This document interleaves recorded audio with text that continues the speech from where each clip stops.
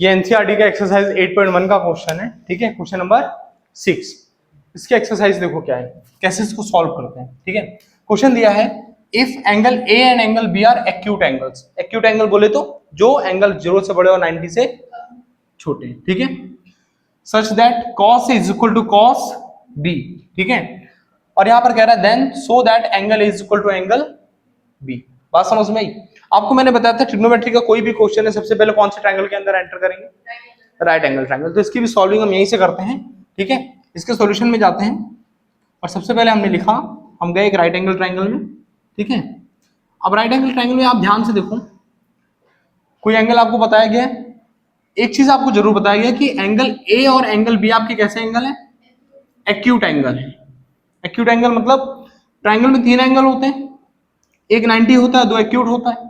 क्या इसको आप ए और बी ले सकते हो? क्यों? क्योंकि वो एक्यूट एंगल है, फिर से आपको ए इसको लेना पड़ेगा और बी इसको लेना पड़ेगा, और मजबूरी है आपकी सी इसको लेने की। बात समझ में आई?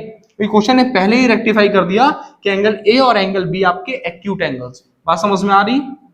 या सुनो, तो थीटा हमारा सी वाला 90 डिग्री हो गया। क्लियर हुआ है? इतना क्लियर है?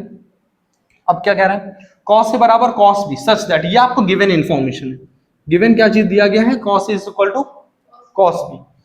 प्रूफ करना है एंगल ए बराबर एंगल b, इतना दिया गया। बस यहाँ पर cos थीटा का फॉर्मूला लगाओ। cos थीटा का फॉर्मूला क्या होता है? कितना होगा? इतना होगा, b अपॉन h। ये फॉर्मूला होता है ना, पाकिस्तान भूखा प्यासा, हिंदुस्तान हरा भरा। तो cos थीटा से हमारे पास क्या बन गया? b by h। अब ध्यान दो, आपके पास cos थीटा की प्लेस पर आपको क्या लेना है? cos a। तो cos a का फॉर्मूला भी क्या हो जाएगा? b upon h। तो cos a दैट मीन कि अब आप थीटा क्या ले रहे हो? a की तरफ से ले रहे हो। a की तरफ से ले रहे हो तो परपेंडिकुलर क्या हो जाएगा? bc। और बेस क्या हो जाएगा? तो आपको क्या लेना था? बेस लेना था ना। बेस आपका क्या है? AC। तो आपने लिया base AC upon hypotenuse AB। Equation first बन गई, या सुनो। अब दूसरे में आप जाते हो, दूसरा क्या कह रहा है? cos B। अब आपको एंगल B लेना है, B के सामने वाला क्या हो जाएगा? परपेंडिकुलर। और बेस, तो यहां पे फिर से सेम फॉर्मूला आएगा, B अपॉन H। बेस क्या हो जाएगा? BC। और हाइपोटेनस AB। ये बन गई इक्वेशन सेकेंड। और आपको पता था cos A की वैल्यू आपने ये निकाली है AC अपॉन AB, और cos B की वैल्यू आपने निकाली है BC upon AB from equation 1 and 2। cos A की वैल्यू आपको पता है, आप रख दो AC अपॉन AB, और दूसरा cos B की वैल्यू भी आपको पता है, आप रख दो BC अपॉन AB।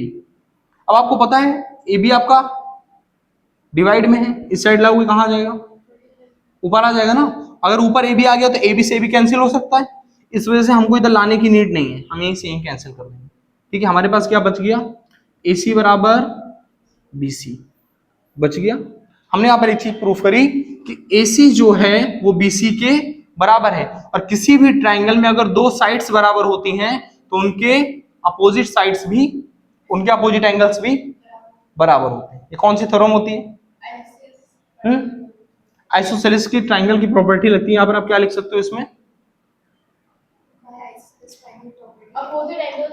आपको गिवन क्या चीज है यहाँ पर? साइड गिवन है ना। साइड गिवन पता चल गई, साइड इक्वल है। जो चीज पता होती है उसके अपोजिट से स्टार्ट करो। मतलब साइड पता है, कहां से स्टार्ट करोगे? एंगल से। एंगल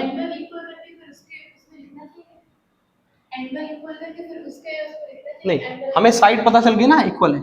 साइड इक्वल पता चल गई, अब हमें एंगल प्रूफ करना है। तो स्टार्टिंग कहां से करोगे? Angle opposite to equal sides. नहीं नहीं, हम बताते हैं, देखो angle opposite to equal sides are equal. बात समझो जरा, कंफ्यूज मत हो। कह रहा है एंगल अपोजिट, एंगल अपोजिट किसके अपोजिट? इक्वल साइड्स के। एंगल अपोजिट जो है वो भी कैसे हैं? इक्वल हैं अपोजिट साइड्स के। बस कह रहा है एंगल अपोजिट, अपोजिट एंगल्स किसके, इक्वल साइड्स के, इक्वल साइड्स के जो अपोजिट एंगल्स हैं वो भी angle opposite to equal sides, angle opposite किसके, इक्वल साइड्स के आर ऑलवेज इक्वल। और इसको ऐसे तुम जीवन में नहीं याद कर पाओगे, इसको ट्रिक से याद करो। तुमको पता क्या चीज चल गई, किसी ट्रायंगल की दो साइड्स इक्वल पता चल गई ना, जो चीज पता है उसके अपोजिट से स्टार्ट करो। कहां से स्टार्ट करना है, एंगल अपोजिट, एंगल अपोजिट। बाहर एंगल लाए थे तो अंदर क्या लाओगे, तो angle opposite to equal, sides are equal. और बाहर अगर आपको एंगल पता होता तो बाहर क्या लेके आते, sides opposite to equal, angles are equal. समझ में आया, जो गिवन है उसके अपोजिट से स्टार्ट करो, साइड्स गिवन है तो एंगल से स्टार्ट करो, एंगल गिवन है तो साइड से स्टार्ट करो। बात समझ गए। तो आपको पता है कि अगर AC is equal to BC क्या हो गया, तो by this theorem angle opposite to equal sides are equal. ये आपने रीजन दिया, आप क्या बोल सकते हो कि एंगल A BC के सामने की साइड है और एंगल B AC के सामने की साइड है। So angle A is equal to angle B, hence prove.